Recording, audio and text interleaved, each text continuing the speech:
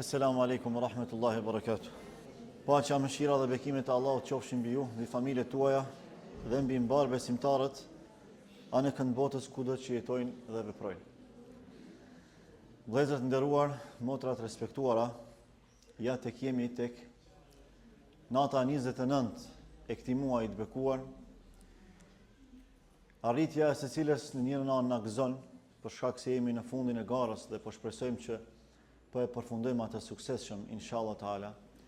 Në anën tjetër jemi të pikëlluar për shkak se ky mik, ky musafir përplot me dhurata, i cili erdhi, na ndriçoi zemrat, shtëpit, xhamit, shoqërinë përgjithësi, na riktheu në origjinën e pastër të besimit, na riorganizoi jetën, na riformësoi, na ripërtriu me karakteristikat e veçanta që i ka. Andaj e ka lamtumirën e vetë. Siç ndodh në jetën e përditshme, çdo musafir i vlerësuar, i çmuar, ashtu siç e ka fillimin e takimit, e ka edhe përfundimin. Dhe kështu ndodh edhe me jetën tonë përgjithësi. Normalisht tash i kemi ndjenjat e përzijera mes gëzimit dhe mes pikëllimit, dhe natyrshëm lind ajo frika se ana janë pranu veprat. Kjo frikë që bëron krejtësisht natyrshëm nuk është frikë që paralizon, por është frikë që pastron, që përmirëson, që avancon. Pa ndjenja se mos vallë nuk më janë pranu veprat, bëron nga devotshmëria, bëron nga imani. Dhe Allahu i Madhërisëm pikërisht për këta besimtar, të cilët e përjetojnë këtë frikë, ka folur në Kur'an. Thot Allahu subhanahu wa ta'ala, "Walladhina yu'tuna ma ataw wa qulubuhum wajilatun innahum ila rabbihim raji'un." Edhe ata që japin, pra prej pasurisë materiale, një prej veprave më madhështore, më shpërblyera, thot, pasi që ata japin, zemrat e tyre janë të friksuara se apo i pranohen veprat. Nga sa ata synimin e kanë se si të kthehen tek Allahu i Madhërisëm sa më mirë. Prandaj Aisha radhiyallahu anha e pyeti pejgamberin Allahut dhe i tha: "A janë këta ata që bëjnë mëkate ja Rasulullah?" Pra, këtë ndjesi që e përjetojnë disa njerëz, a e përjetojnë për shkak të mëkateve apo si qëndron puna me ta? Thot, jo oj Aisha, jo oj e bija e Sidikut, por janë ata që falen, agjerojnë dhe japin sadaka, por friksohen se vallë ndoshta nuk ju pranohen veprat. Pra kjo është prej imanit tyre, është prej devotshmërisë tyre, sepse ne gjithë jemi të vetëdijshëm se jemi mëkatar, jemi gabimtar, jemi të mangët. Pra sado që përpjekjet tona kanë qenë maksimale, apo s'paku mendojmë se kanë qenë maksimale, megjithatë ne e dimë se mangësitë tona njerëzore, të natyrshme, lënë edhe mangësi në adhurimet tona karshi Allahut Madhërisëm. Pra është krejtësisht normale kjo. Por kjo dëshmon për interesimin ton, për të ardhmen ton. Kjo dëshmon për atë se ne dëshirojmë që para madhërisë së Allahut të jemi sa më të shpërblyer, sa më të suksesshëm.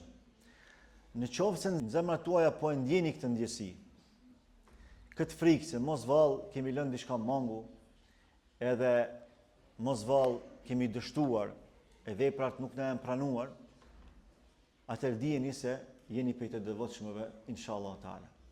Dijeni se jeni për atyre që Allahu ka mbjellur iman në zemrat tuaja.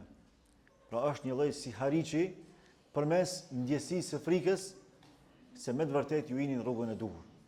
Nga se ai i cili vetë mashtrohet nga veprat e tij, sado madhore që të duken në pamjen e jashtme, sado dhe cilësore që të jenë edhe në brendinë e tyre, garancën se unë i kam veprat e pranuara, unë jam i dashur i Allahut, ky njeri ka probleme me imanin e tij.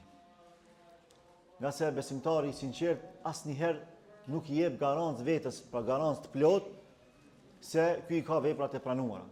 Një gjë të tillë nuk e kanë bërë as sahabët.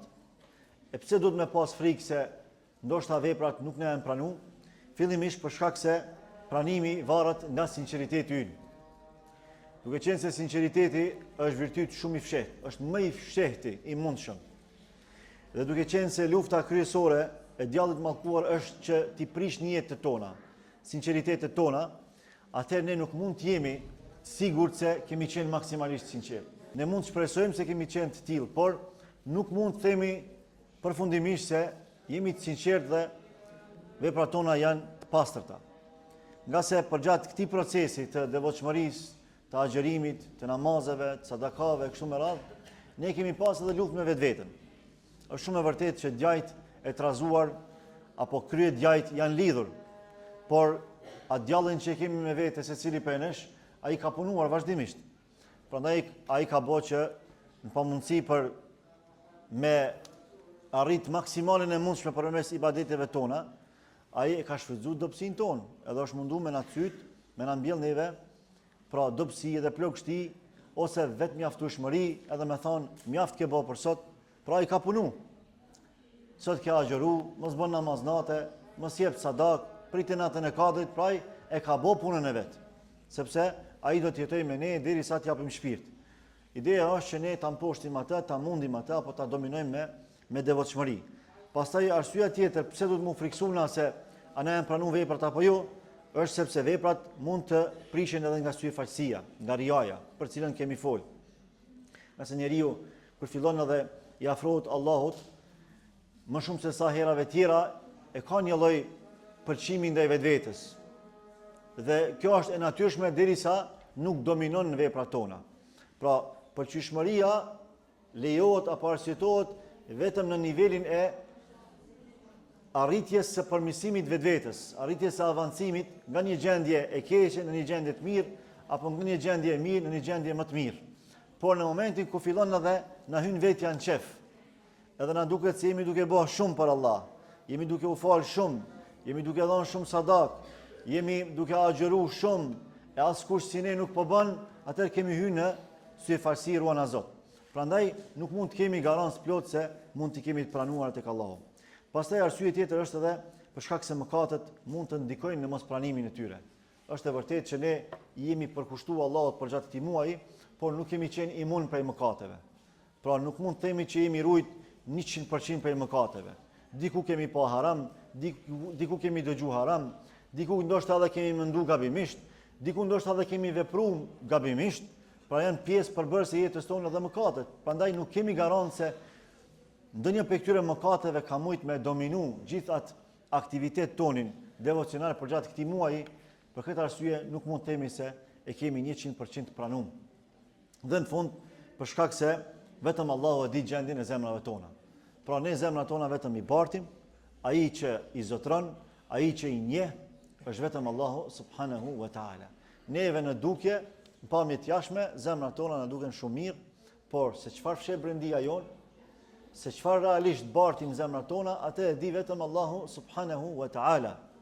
Prandaj Allahu do të na marrë në llogari, askush tjetër përpos tij, sepse ai më së miri i njeh zemrat tona, ai më së miri i din të kaluarat tona, madje në detaje, dhe ai madje i din edhe fshehtësitë tona, sekretet tona. Dhe Allahu për këtë arsye ka vendosur që ai të na marrë në llogari për çdo vepër tonë. Për fund nuk më mbetet tjetër, vetëm se ta falenderoj Allahun që më dha mundësinë, privilegjin, nderin me ju shërby edhe këtë vit. E falenderoj Allahun pafundësisht për këtë mirësi, për këtë lumturi, për këtë ndjesi madhështore që më dha në zemër.